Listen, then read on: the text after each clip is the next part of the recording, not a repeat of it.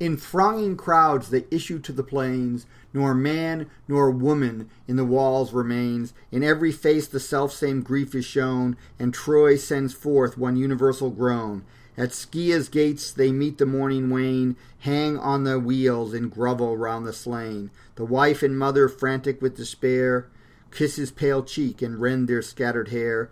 Thus wildly wailing, and at the gates they lay, and there had sighed and sorrowed out the day. But godlike Priam from his chariot rose. "Forbear," he cried, "this violence of woes. First to the palace let the car proceed, then pour your boundless sorrows o'er the dead." The waves of people at his word divide, slow rolls the chariot through the following tide. Even to the palace the sad pomp they wait, they weep and place him on the bed of state. A melancholy choir attend around, with plaintive sighs and music's solemn sound. Alternately they sing, alternate flow the obedient tears, melodious in their woe, while deeper sorrows groan from each full heart, and nature speaks at every pause of art. First to the corse the weeping consort flew, around his neck her milk-white arm she threw. "Ah, oh my Hector, oh my lord," she cries, "snatched in thy bloom from these desiring eyes, thou to the dismal realms forever gone, and I abandoned, desolate, alone. An only son, once comfort of our pains, sad product now of hapless love remains. Never to manly age that sun shall rise, or with increasing graces glad my eyes. For Ilion now, her great defender slain, shall sink a smoking ruin on the plain. Who now protects her wives with guardian care? Who saves her infants from the rage of war? Now hostile fleets must waft the infants o'er, those wives must wait them to a foreign shore. Thou too, my son, to barbarous climes shall go, the sad companion of thy mother's woe. Driven hence a slave before the victor's sword, condemned to toil for some inhuman lord, or else some Greek whose fathers pressed the plain, or son or brother by great Hector slain. In Hector's blood his vengeance shall enjoy, and hurl thee headlong from the towers of Troy. For thy stern father never spared a foe, thence all these tears and all this scene of woe. Thence many evils his sad parents bore, his parents many, but his consort more.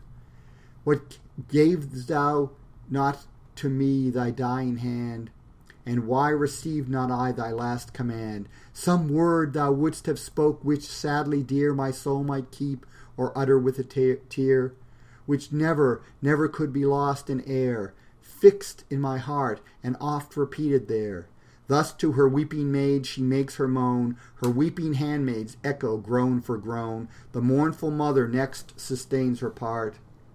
O thou, the best, the dearest to my heart, of all my race, thou, most by heaven approved, and by the immortals, even in death beloved, while all my other sons in barbarous bands Achilles bound, and sold to foreign lands, this felt no chains, but went a glorious ghost, free and a hero to the Stygian coast. Sentenced, 'tis true, by his inhuman doom, the noble corse was dragged around the tomb of him thy warlike arm had slain. Ungenerous insult, impotent and vain, yet glowest thou fresh with every living grace, no mark of pain or violence to face. Rosy and fair as Phoebus' silver bow, dismissed thee gently to the shades below.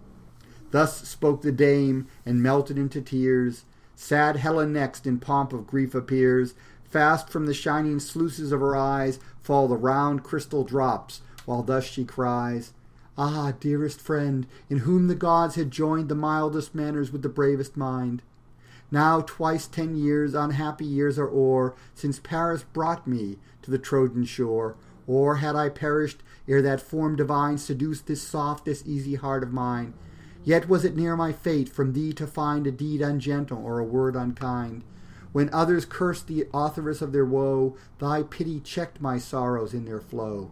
If some proud brother eyed me with disdain, or scornful sister with her sweeping train, thy gentle accents softened all my pain. For thee I mourn, and mourn myself in thee, the wretched source of all this misery, the fate I caused, for ever I bemoan. Sad Helen has no friend, now thou art gone. Through Troy's wide streets abandoned shall I roam, if in Troy deserted, as abhorred at home. So spoke the fair, with sorrow streaming eye, distressful beauty melts each stander by. On all around the infectious sorrow grows, but Priam checked the torrent as it rose.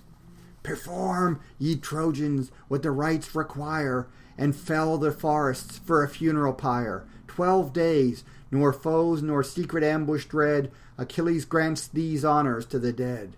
He spoke, and at his word the Trojan train, their mules and oxen harnessed to the wain, poured through the gates and felled from Ida's crown, rolled back the gathered forest to the town. These toils continue 9 succeeding days, and high in air a sylvan structure raise. But when the 10th fair morn began to shine, forth to the pile was borne the man divine, and placed aloft, while all with streaming eyes beheld the flames and rolling smokes arise. Soon as Aurora, daughter of the dawn, with rosy luster streaked the dewy lawn, again the mournful crowd surround the pyre, and quench with wine the yet remaining fire. The snowy bones his friends and brothers place, with tears collected in a golden vase.